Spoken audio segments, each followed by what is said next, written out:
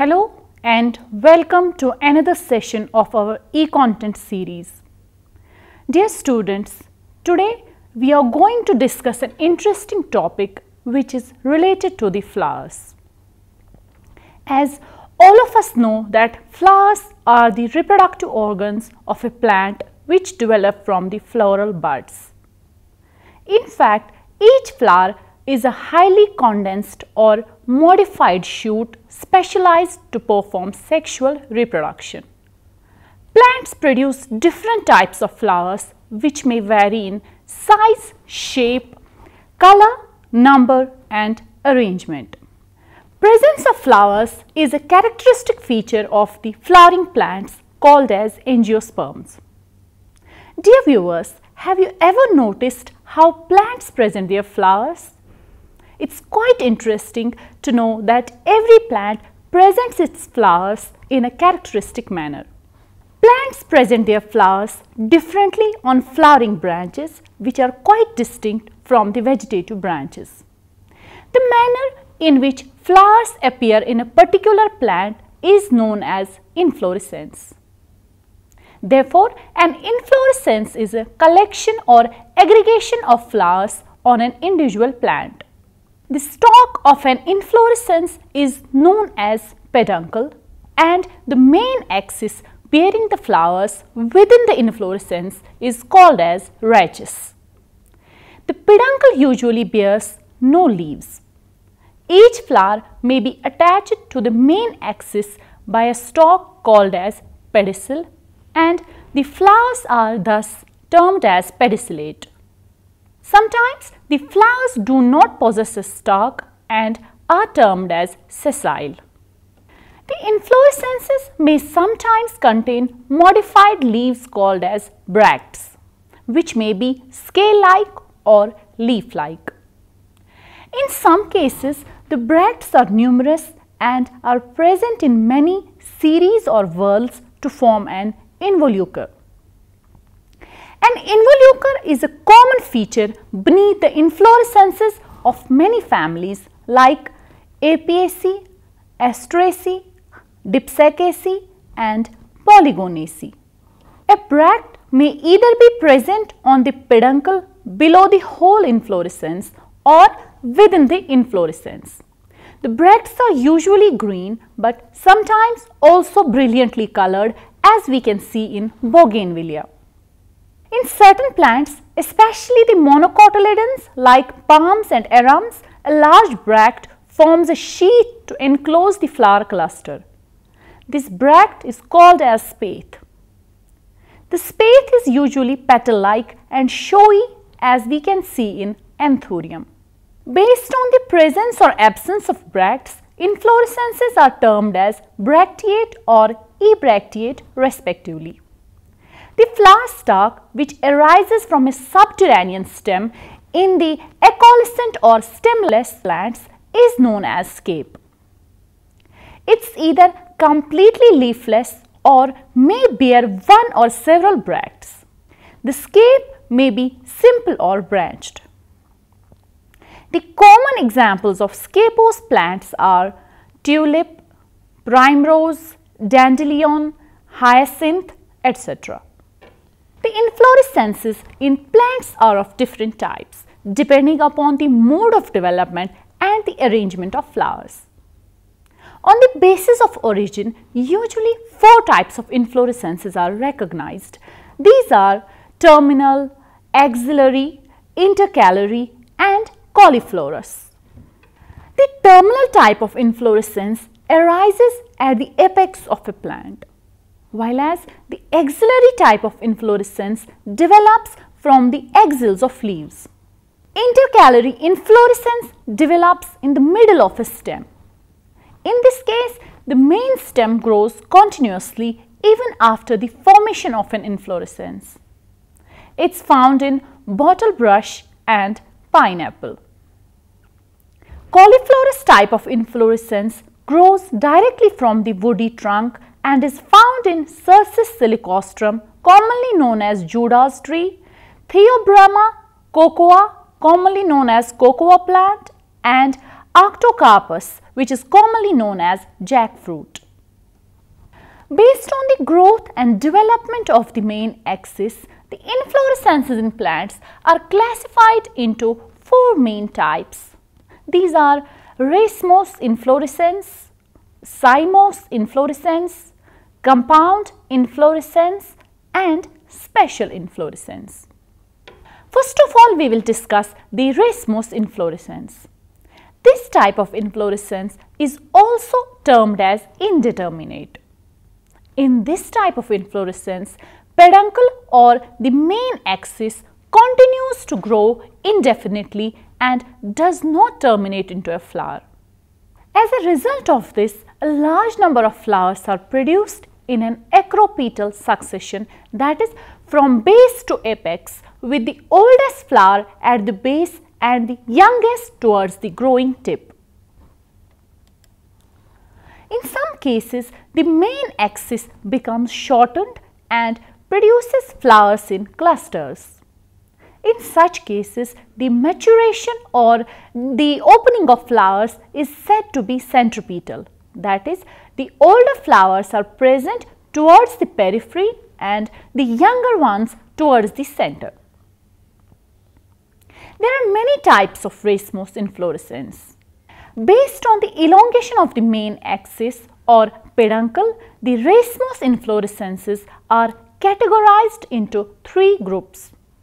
One in which the main axis is elongated, second in which the main axis is shortened, and third in which the main axis is flattened. Let us talk about the first category, that is where the main axis is elongated. In this case, the flowers appear on an elongated peduncle. This category has many subtypes. First, the simple raceme.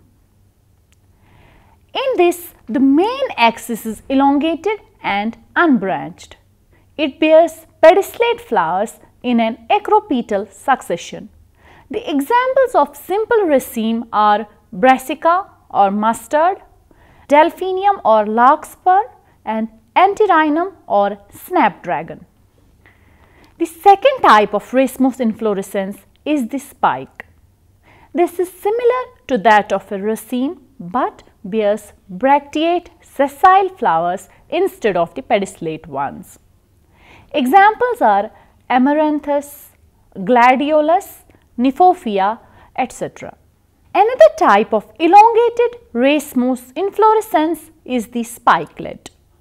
This is a very small spike bearing one or a few flowers or florets. The axis of spikelet is known as rachula. Each spikelet is enclosed at its base by 2 minute sterile bracts called empty glumes.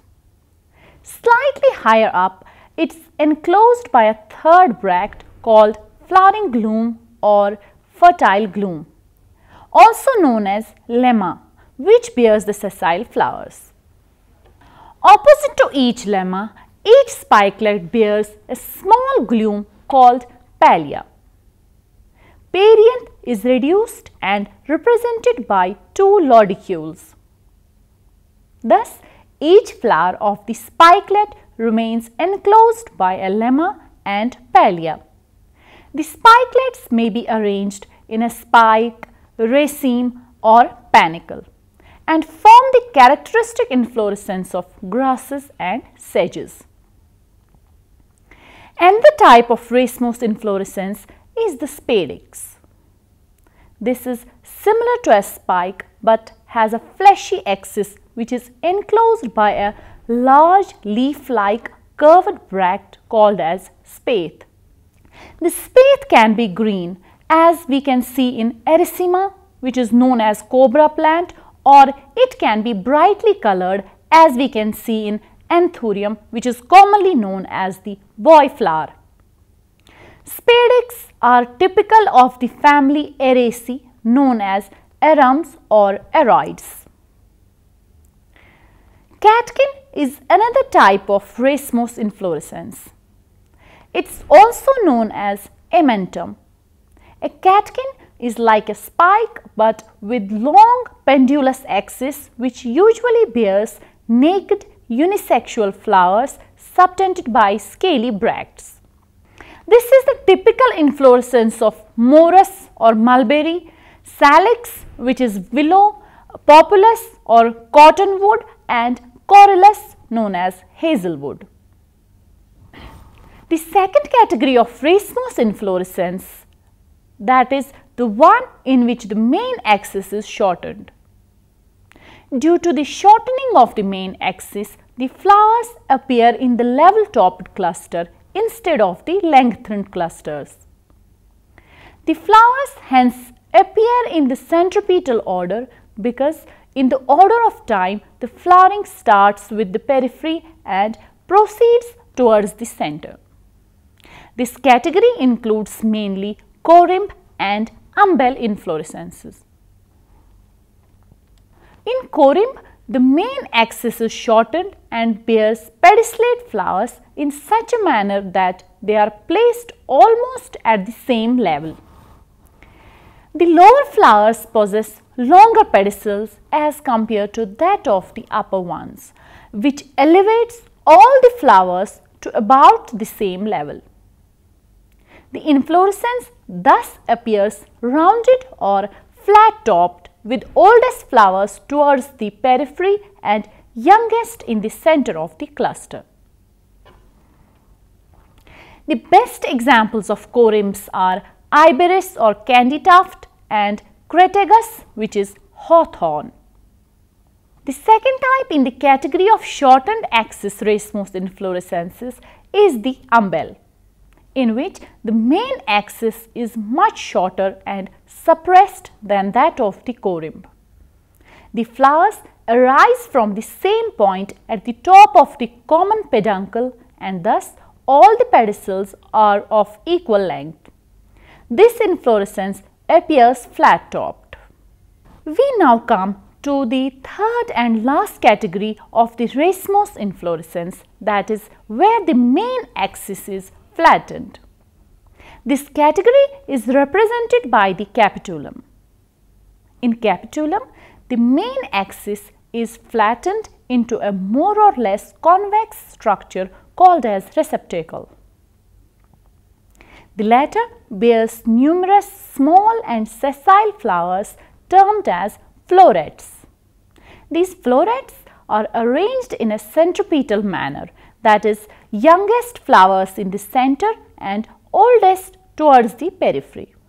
Each floret is bracteate and the whole inflorescence is surrounded by one or more whorls of bracts collectively called as involucre.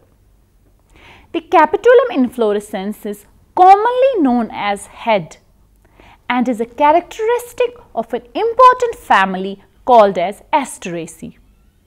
The best examples are sunflower, cosmos, chrysanthemum, marigold, etc.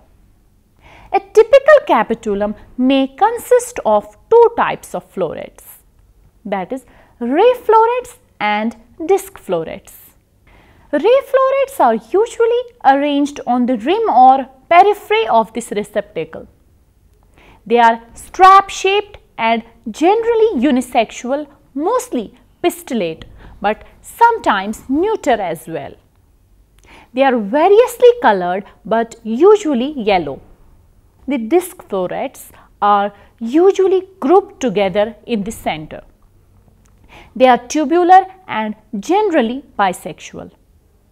Ray florets are always zygomorphic, that is, they can be divided into two equal parts through one plane only, while as disc florets are always actinomorphic, that is, they can be divided into two equal halves through more than one plane. The capitulum or head is said to be homogamous if it consists of only one type of florets. The homogamous heads possess either only the ray florets, for example zinnia, or they possess only disc florets, as in Vernonia and Notonia. On the other hand, the capitulum is said to be heterogamous if it consists of two types of florets, that is both ray and disc florets, for example cosmos and helianthus or sunflower. The inflorescence becomes conspicuous and attractive due to the brightly colored ray florets. The second main type of inflorescence after the racemose inflorescence is the cymose inflorescence. In this type of inflorescence, the growth of main axis is terminated by the formation of a flower. The cymose inflorescence is also termed as determinate, as against the racemose inflorescence, which is also termed as indeterminate. The arrangement of flowers in cymose inflorescence is either basipetal or centrifugal. In some cases, the flowers are produced laterally below the terminal one and the flowers appear in a basipetal succession, that is from apex to base, with the oldest flower at the apex and youngest towards the base. While in others, the flowers in a cyme become clustered and the maturation or opening of flowers in that case becomes centrifugal, that is the older flowers are present towards the center and youngest ones towards the periphery, because the flowering starts with the central flower and proceeds in order of the periphery. The cymose inflorescence is also of many types. The main ones are number 1, solitary cyme. It is the cyme that develops along one axis only. This type of inflorescence is represented by a single flower only. Solitary cymes may be terminal as in papaver, or they can be axillary as we can see in hibiscus. In some cases, one or more flowers arise on a leafless peduncle, also called as scape, usually from a basal rosette. Such an inflorescence is termed as scapose. Such type of inflorescence can be seen in tulips. The second type of cymose inflorescence is the uniparous or monochasial cyme, in which the main axis terminates in a flower. Subsequently, only one lateral branch axis develops from the axil of a bract at a lower level, which again terminates in a flower. The same type of branching is repeated. Since only one branch develops from below each flower, it is called as monochasial cyme. The monochasial cyme is of two types, helicoid and scorpoid. In helicoid monochasial cyme, the successive lateral branches develop on the same side, that is either on the right or left side of the main axis, forming a helix. For example, Hemilia, Drosera and Myosotis show helicoid monochasial cyme type of inflorescence. Helicoid uniparous cymes are again of two subtypes. One, the Drepanium, in which the lateral branches are in the same plane, and second, the Bostrix, in which the lateral branches are in the different plane. The second type of monochasial cyme is the scorpoid monochasial cyme, in which the successive lateral branches develop alternately on either side, that is to the right or left side of the main axis, but in a zigzag manner, as we can see in Heliotropium, Solanum, Ranunculus, etc. Scorpoid monochasial cymes are again of two subtypes. One, Rhipidium, in which the lateral branches are in the same plane, and Cincinus, in which the lateral branches are in the different plane. The third type of cymose inflorescence is the biparous or dichasial cyme. In this case, the main axis develops in a terminal flower. Below this flower, two branches develop laterally in the axil of opposite bracts. These branches also end in flowers. Same type of growth is continued. Dichasial cyme is usually found in Jasminum and Epomea. The fourth type of Cymose inflorescence is called as multiparous or polychasial cyme. In this type of Cymose inflorescence, more than two lateral branches arise from the base of a terminal flower. These lateral branches also end in flowers and the same type of growth is continued. The oldest flower is always present at the center, which terminates the main axis. Polychasial cyme can be found in Calotropis, Nerium, etc. Another type of Cymose inflorescence is cymose head. This type of inflorescence is formed by the condensation of the compound axis of a cymose inflorescence to a circular disc.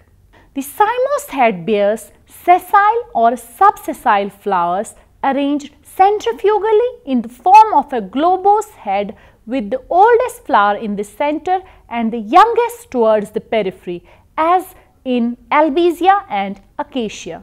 One more type of cymose inflorescence is the fascicle. This is a modification of the cyme. It is a raceme-like or panicle-like inflorescence with pedicellate flowers in which the internodes between flowers are very short. The flowers are very closely crowded on almost the same plane, that is, in a tight bundle or group, as in Dianthus barbatus. Glomerule is an axillary tufted cluster with a centrifugal evolution of sessile and subsessile flowers, in which the internodes between flowers are again very short. It is frequent in the family Lamiaceae. Another kind of definite simple inflorescence is the raceme-like cyme called as botryoid. It appears as a raceme but with a terminal flower and is usually improperly called raceme. All the simple types of inflorescences can form compound types depending upon the type of inflorescence. A compound inflorescence develops from a simple inflorescence in which the single flowers are replaced by a simple inflorescence. In this type of inflorescence, the main axis branches repeatedly once or twice in a racemose or cymose manner, so that the flowers on ultimate branches are again produced in a racemose or cymose manner. The compound inflorescence can be of many types. One is the panicle. Panicle is a branched raceme in which the main axis produces a number of branches which bear pedicellate flowers in acropetal succession, as we can see in yucca and mango. Another compound inflorescence is compound corymb. We can also have compound umbel, compound spadix, compound spike or compound head. After the basic types of inflorescences, we can find some special types of inflorescences. There are some special types of inflorescences found in plants which are formed due to some modification in the opening of flowers. The special types of inflorescences include number 1, cyathium. In this type of inflorescence, the floral axis becomes condensed to form a small conical receptacle which bears reduced flowers without perianth. The latter contains a cup-shaped structure which is formed by the fusion of usually 5 bracts or the involucre. This cup-shaped structure is called as cyathium and it may be green or petalide. The involucral cup bears one or more nectariferous glands at its rim and completely encloses a large number of male flowers and a single centrally placed female flower. Each male flower is represented by a single stamen borne on a short or long pedicel and contains hairy bracts. The female flower is represented by a tricarpillary syncarpous pistil borne on a long pedicel. Style is usually short and contains 3 bilobed stigmas. A distinct joint is present between the pedicel and the essential organ of a flower, which represents the thalamus of the individual flower. Rarely, the region of joint bears some tepals. The flowers mature in a centrifugal fashion. This type of inflorescence is a characteristic of the genus Euphorbia. Another special type of inflorescence is Hypanthodium. In this type of inflorescence, the fleshy receptacle forms a hollow, pear or flask-shaped structure with a narrow canal and a small pore at the top. The canal is guarded by downwardly pointed hairs and the pore is surrounded by a few scales. The whole structure encloses flowers in cymose groups. Normal male flowers are present towards the mouth, while as the normal female flowers are present towards the base. In between the 2 sides of the cavity are present female gall flowers. This type of inflorescence is a characteristic of the genus Ficus. For example, fig. An important type of special inflorescence is the verticillaster. The word verticillaster means false whorl. In this type of inflorescence, many flowers are arranged in 2 semicircles at opposite nodes. Each semicircle at each node is a highly condensed dichasial cyme type of inflorescence in which the main axis bears 2 opposite bracts at each node. A large flower arises in the axil of each bract, below which are formed 2 smaller flowers on each side, as we can see in a dichasial cyme. All the 3 flowers are either sessile or subsessile. After this point, each dichasial cyme is transformed into a monochasial cyme of scorpoid type. Depending upon the activity, 3 to 9 flowers are formed. Thus, at each node, a whorl or cluster of flowers appears, which is known as a verticillaster. This type of inflorescence is found in the family Lamiaceae, the members of which are Salvia or Ocimum. Another type of special inflorescence is the thyrse.